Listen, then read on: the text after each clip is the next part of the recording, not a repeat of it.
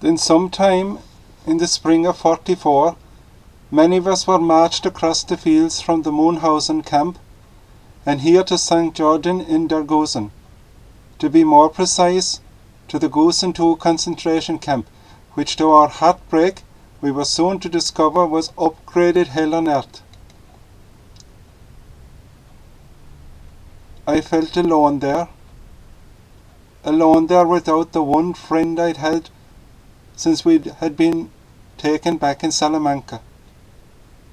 Some nights before we left for KZ-Gusen II, the sadist of the camp, SS-Hauptsturmführer Bachmeier, for the sheer fun of it, had ordered him outside into minus 15 degrees centigrade temperatures, where he then splashed him with cold water before leaving the helpless 49-year-old man there to perish to death.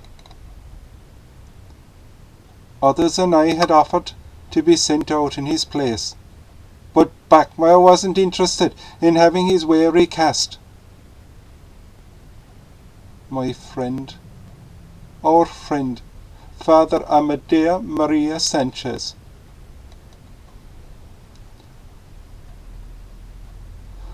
Unlike KZ Mauthausen, in KZ-Gusen II, we were sent down into the tunnels to work on military aircraft assembly. I'd never in my life done any mechanical work, loved books, but for survival's sake I said I could make rivets. Sometimes I was able to say mass in rock niches like this one here for a handful of fellow prisoners who could be trusted to keep it a secret, at least for as long as they could. And then one fatal day, someone in the group, and surely it was in a moment of weakness and forgetfulness, betrayed us to a capo. Betrayed us he did for a cigarette butt.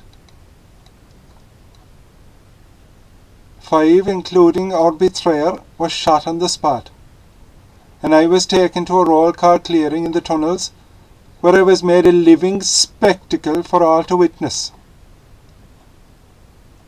What they didn't do to me before they finally took my body away from my spirit, I can't tell you, for the words themselves refused to come to me.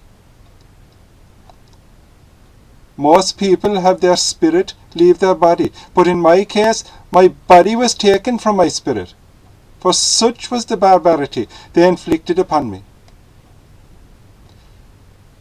It was as if they were taking every ounce of hatred they ever had for Christianity out on me.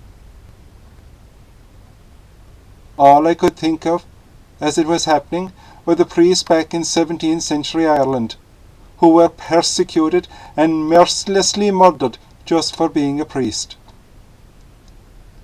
And I experienced for the first time Jesus' suffering, knowing him to be me and me to be him. For these past 68 years, I've been wandering in these tunnels, giving solace to the thousands of spirits that are all still trapped down here beneath the living above.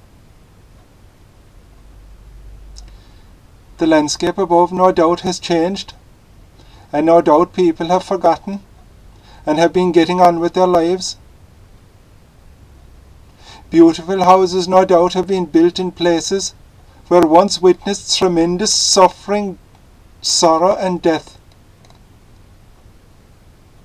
And perhaps even camp administrative buildings themselves have been renovated and are being lived in as if they had never been occupied with the worst of our humankind. Please, please let not the memory of what happened in KZ-Gusen II, in KZ Mauthausen, and in the numerous other camps scattered around Austria and across the continent be forgotten. And if there existed around the world others of the like, then let these also not be forgotten. Keep in the memories, and avoid any tendency to pretend they and we never existed. Let there be joyful living, but no denial of the historical facts. Move on with life, sure enough, but let not the memory of we individual people be erased from the hearts. We are not numbers or statistics. No, we are one by one individual human beings who are not meant to have what happened to us happen. It was all preventable.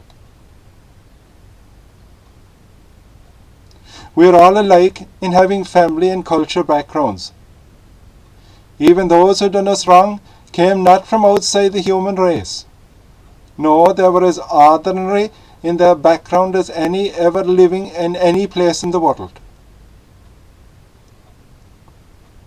However, that which distinguishes us from each other is our dignity for each and every human being.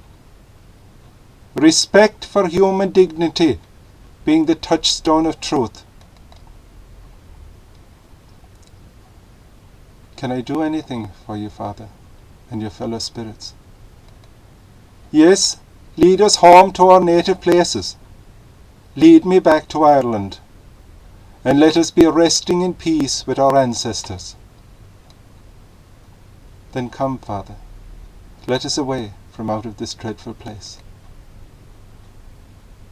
And with lovingly calling forth into the depths, tens of thousands of spirits did with delight ascend into the fresh, clear, new day sky, and like a great flock of swallows followed on behind the carpet.